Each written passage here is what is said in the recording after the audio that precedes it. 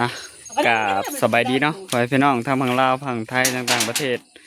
มื้อนี้ก็มาพบมาพอกับน้องทงแล้วก็เวลาบ่แม่นส่องน้องทงเด้อส่องเวลาเนาะมาสบายดีแทนเวลาเพิ่นโดยสบายดีนี่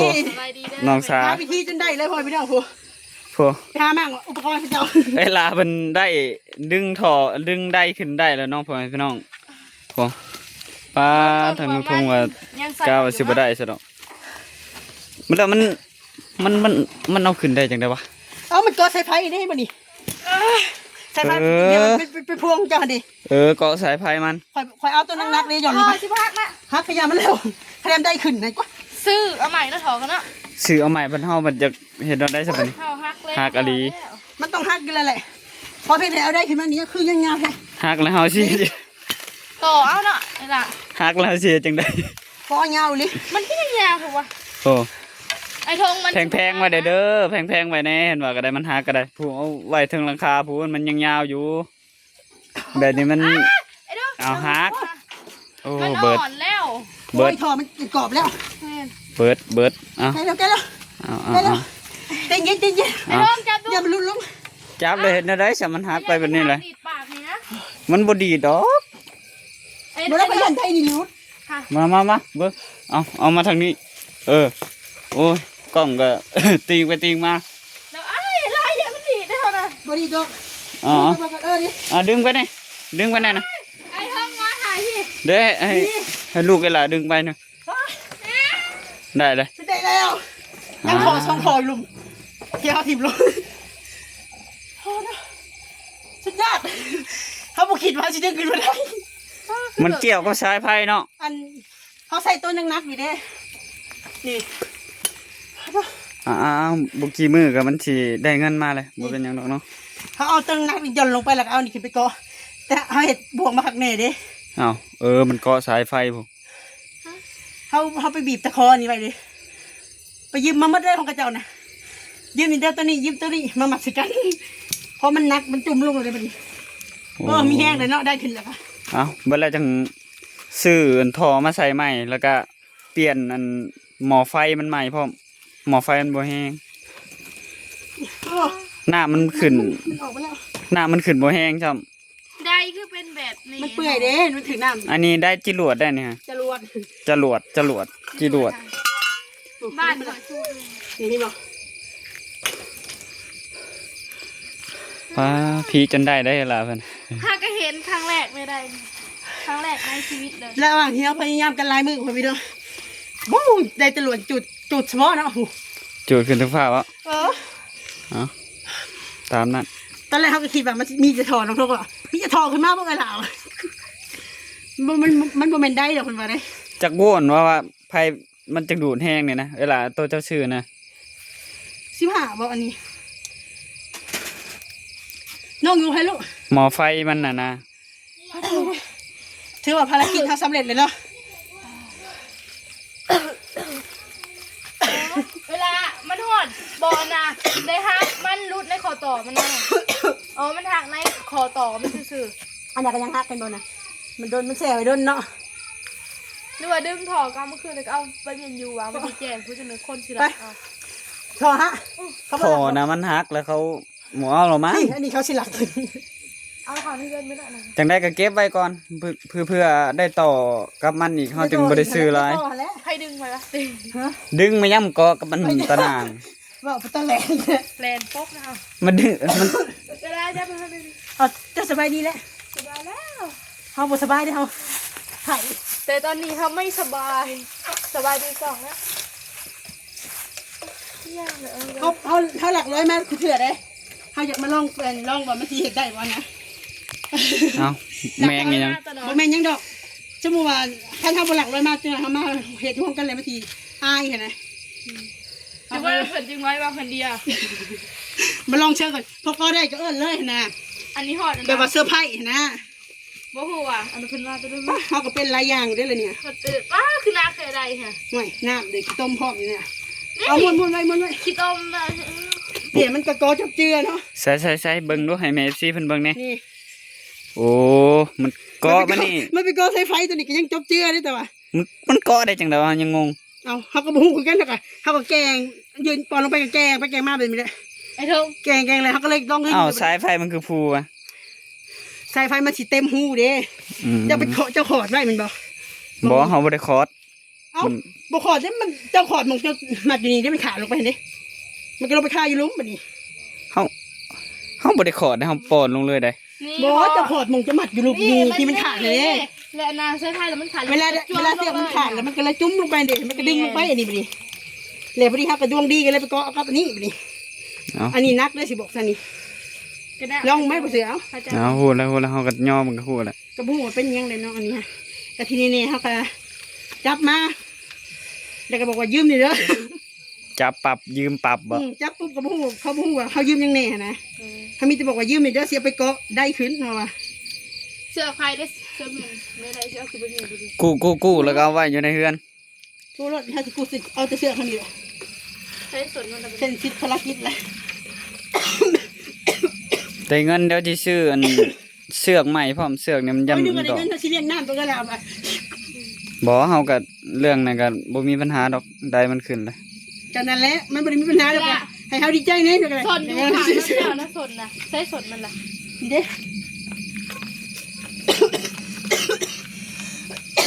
บ่ได้คลิปอะไรมึง ขึ้น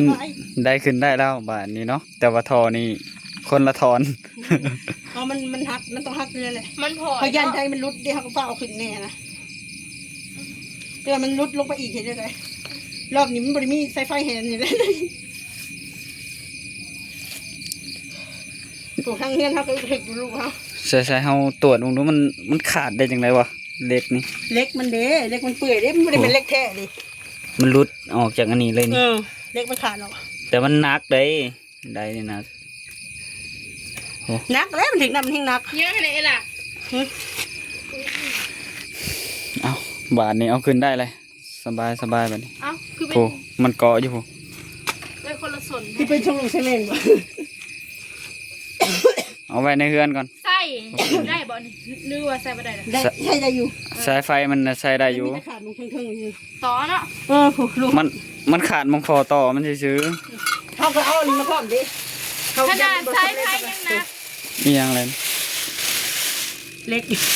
โอ้เอาเล็ก มาหมดหมื่นกว่าปีเหรอ เอาเล็กเส้นมีช้างมาพร้อมเนาะโขบเลยหลายเห็ด ตั้งใจโดยเฉพาะดิ ว่าเป็น เอา ไข่ คือว่าโอเคแล้วเนาะ ถือว่าได้แล้ว ไม่จะโดนเนี่ยอย่าว่าอย่าเอาขึ้นนะมันก็บุกขึ้นจะเถื่อนเนาะ มีแต่ เขาบอกว่าความพยายามอยู่ที่ไหนความพยายามอยู่ที่ไหนรู้ไหม ท่อนี่แพงอยู่เวลาท่อนี่ คอย แพงอยู่ เห็ บ่ น ทอน เขาซื้อมีแต่50 ปลายพันเนี่ยถอน 30 ป้ายตี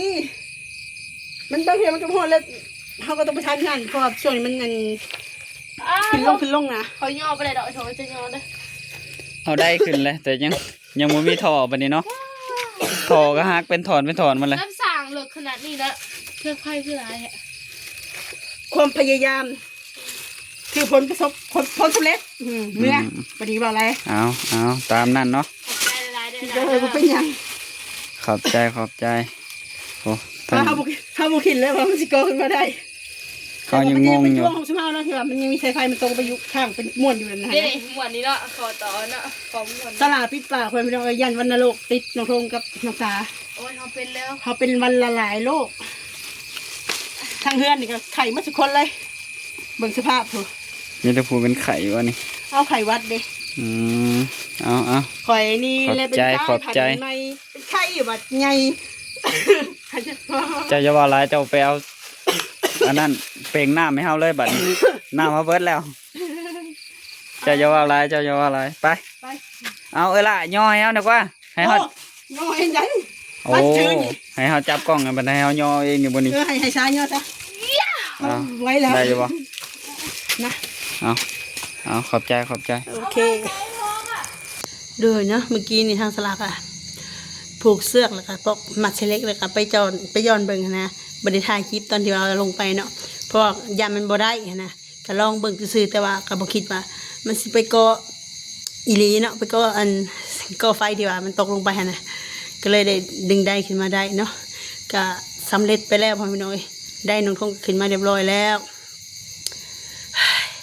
มีแต่ให้เพิ่นในเงินเดือนอะไรเพิ่นซื้อทอมาต่อลงมานี่มันให้จบเจือแต่ก็ที่ก็ยังดีที่ว่าเนาะเขาก็พยายามคู่มือนะในที่สุดก็สำเร็จพอพี่น้องเอ้ย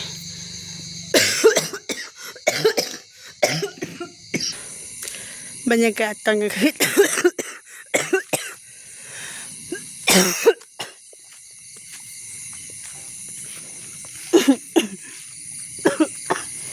สละยังมาถอนี่นะพงพอได้เนาะเพราะว่าได้ปัญหาเก่าขึ้นได้แกมีแต่แบบพยังเป็นน้ำสลายอยู่พอพี่น้องแกสำเร็จไปด้วยดีนะมือนี้ไม่ถ่ายคลิปไลฟ์มือสบายพอพี่น้องมีแต่คนเจ็บคนเป็นเนาะช่วงนี้มีแต่คนเป็นไข่พัดไข่พออีเมกาติงคิงกับไรน้ำฝนกาไอจะจากแบบโอ้ลูกมีแต่ผู้ไอจนมือหูมันตามขึ้นเลยมันคันคอนะ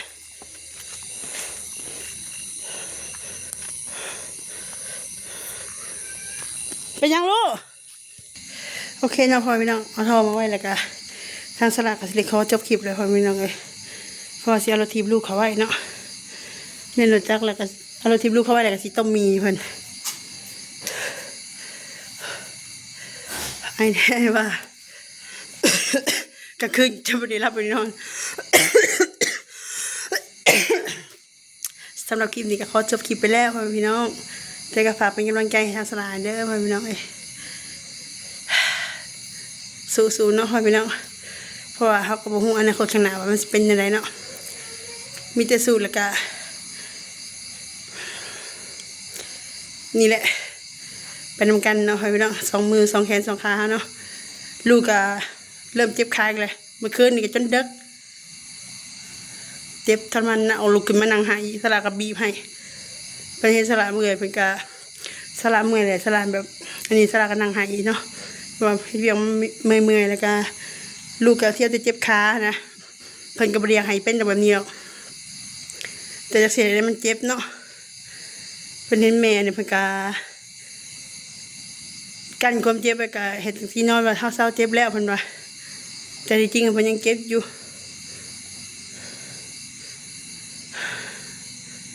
สุดยอดเลยโดยสำหรับคลิปนี้ก็ขอจบคลิปแล้วพ่อพี่น้องพบกันคลิปหน้าเนาะคลิปนี้ก็ขอสบายดี